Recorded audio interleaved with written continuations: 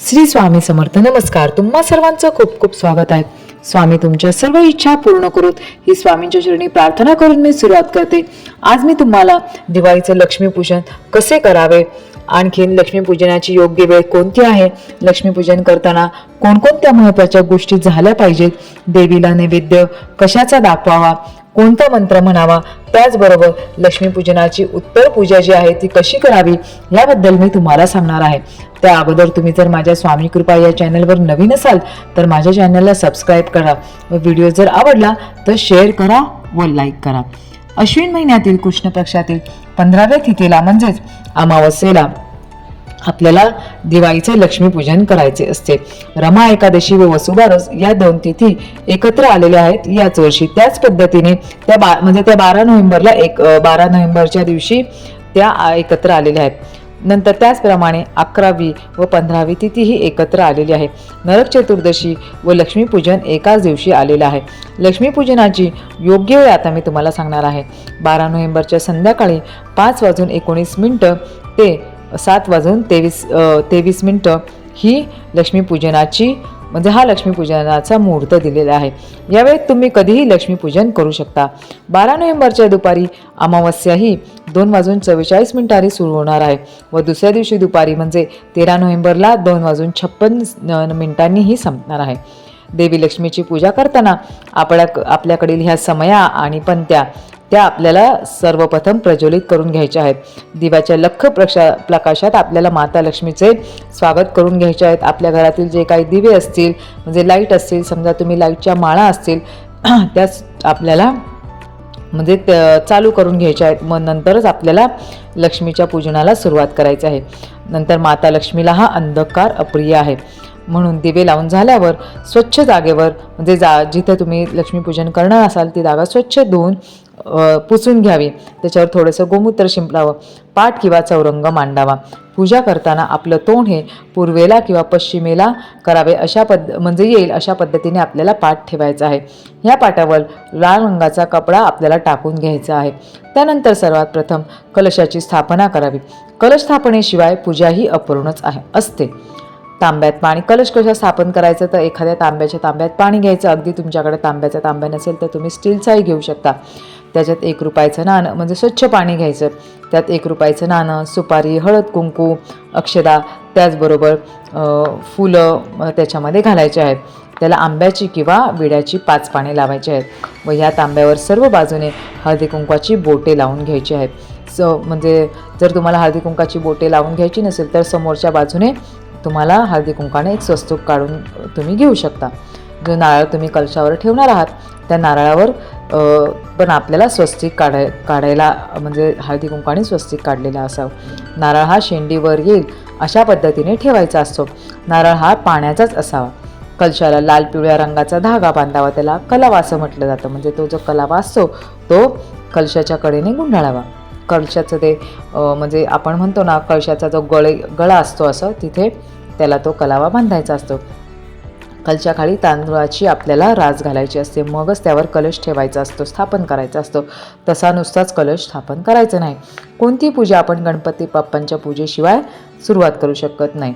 म्हणून गणपतीची स्थापना करून घ्यावी. गणपतीची जर समजा तुमच्याकडे मूर्ती असेल तर तुम्ही मूर्ती ठेवू शकता किंवा मग 2 पानं घ्यायची. त्याच्यावर सुपारी ही गणपती बाप्पा म्हणून तुम्ही ठेवायची. हळद कुंकू किंवा तुम्हाला चंदन लावून घ्यायचे आहे. त्यानंतर आपल्या घरातील लक्ष्मी मातेला स्नान घालायचं आहे. तुमच्याकडे जी मूर्ती असते तिला स्नान घालायचं आहे व तिला कपड्याने स्वच्छ पुसून घ्यायची व तिची स्थापना करावी. लक्ष्मीपूजनासाठी मातीची मूर्ती शक्यतो सगळेजण आणतात. मग त्या मूर्तीची सुद्धा आपल्याला स्थापन करायची आहे. मूर्ती ठेवताना लक्षात ठेवायचं की त्याच्या खाली थोडेसे तांदूळ ठेवायचे. नुसती तशीच मूर्ती ठेवायची नाही. नंतर लक्ष्मीची मूर्ती ही जी तुम्ही आणणार आहात ती बसलेल्या स्वरूपाची आणायची. हसतमुखी असावी ती मूर्ती पण. मग तिची स्थापना आपल्याला करायची आहे. यानंतर या पूजा मांडणीच्या समोर आपल्याला मातीचे जे कलश आहेत ते 5 कलश ठेवायचे आहेत. नंतर 5 ठेवू शकता किंवा 7 पण ठेवू शकता. विषम संख्येमध्ये आपल्याला ते मातीचे कलश ठेवायचे आहेत. ह्या कलशामध्ये आपल्याला लाह्या, बत्तासे, आणखीन तुम्ही फुले ठेवू शकता. फुटाणेसुद्धा ठेवू शकता. यामध्ये भरून आपल्याला त्या पूजेच्या समोर ठेवायचे आहेत. नंतर तुम्हाला 5 फळं ठेवायची असतील, 5 फळे जर ठेवू शकत नसेल तर केळीच्या पाण्याचा घडसुद्धा ठेवू शकता. केळीची पानं हे समजा तुम्ही 1 डझन आणलेली असेल तर 12 ठेवायची नाही, त्याच्यातलं 1 केळ काढून घ्यायचं. तुम्ही 11 केळं ही पूजेसाठी ठेवायची आहे. काही पैसेसुद्धा तुम्हाला या पूजेत ठेवायचे आहेत. मातीच्या कलशाची हळद कुंकू, ते तुम्ही मातीचे ते कलश ठेवलेले आहेत त्याची हळद कुंकू लावून आपल्याला स्थापना करायची. नंतर त्या पूजेच्या शेजारी आणखीन एक पाट ठेवून त्यावर लाल रंगाचा कपडा आपल्याला घालून घ्यायचा आहे. आपण जी स्वच्छतेसाठी जी केरसुणी वापरतो तिची स्थापना त्या पाटावर करायची आहे व तिची पूजा करायची आहे. केरसुणी किंवा झाडू हा नवीनच घेतला पाहिजे, मागच्या वर्षीचा आपल्याला घेऊन चालणार नाही.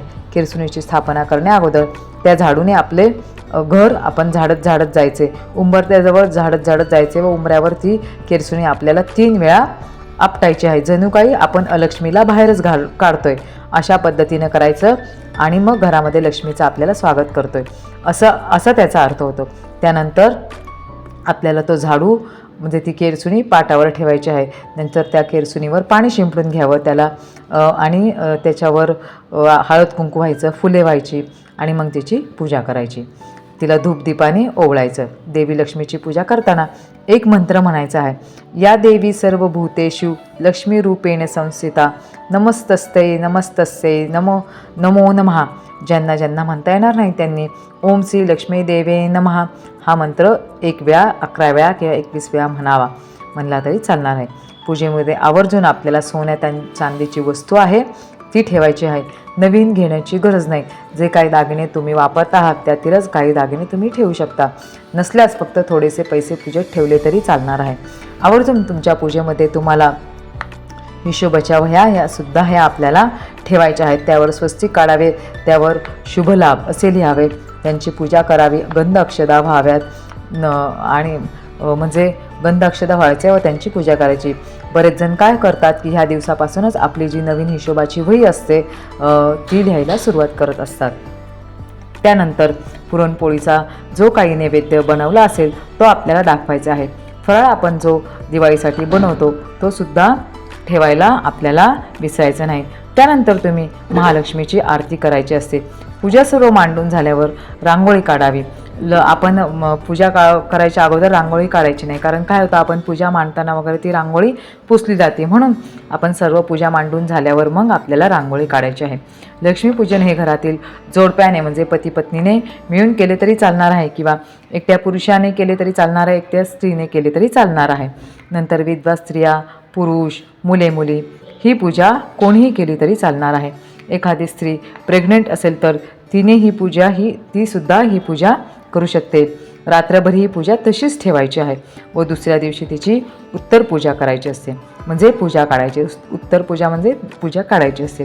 उत्तर पूजा करताना पहिल्यांदा आपल्याला दिवा लावून घ्यायचा आहे. देवी लक्ष्मीची पूजा करायची म्हणजे तिला हळदी कुंकू व्हायचं. नंतर उत्तर पूजेच्या वेळी देवीला लक्ष्मीला आपल्याला तांदूळ व्हायचे नसतात, हे लक्षात ठेवा. उत्तर पूजा करायच्या वेळेला लक्ष्मी देवीला तांदूळ व्हायचे नाहीत. पूजा करताना कळत नकळत काही चुका झालेल्या असतील तर आपल्याला क्षमा मागायची आहे व मंगल कलश हा उचलायचा व तो आपल्या कपाळाला लावायचा, परत जागेवर ठेवायचा व कलशामधला नारळ काढायचा व बाकीची जी पूजा आपल्याला आहे ती उचलायची असते. नंतर बाकीची पूजा आपल्याला उचलायची असते. नंतर तो जो नारळ आहे तो तुम्ही प्रसाद म्हणून खायचा, फोडायचा व प्रसाद म्हणून खाऊ शकता. तांदूळ वगैरे जे असतात ते आपण घरामध्ये वापरले तर चालणार असे. लहाई बत्तासे हे आपण प्रसाद म्हणून खाऊ शकतो. नंतर कलशातील पाणी हे एखाद्या झाडाला टाकायचं आहे. तुळशीला हे पाणी ओतायचे नाही. आणि नारळ सुपारी तुम्ही परत पूजेमध्ये तुम्ही दुसरी पूजा समजा कधी करणार असाल तर तेव्हा तुम्ही ती वापरू शकता. अशा प्रकारे तुम्ही लक्ष्मीपूजन हे करू शकता. नमस्कार.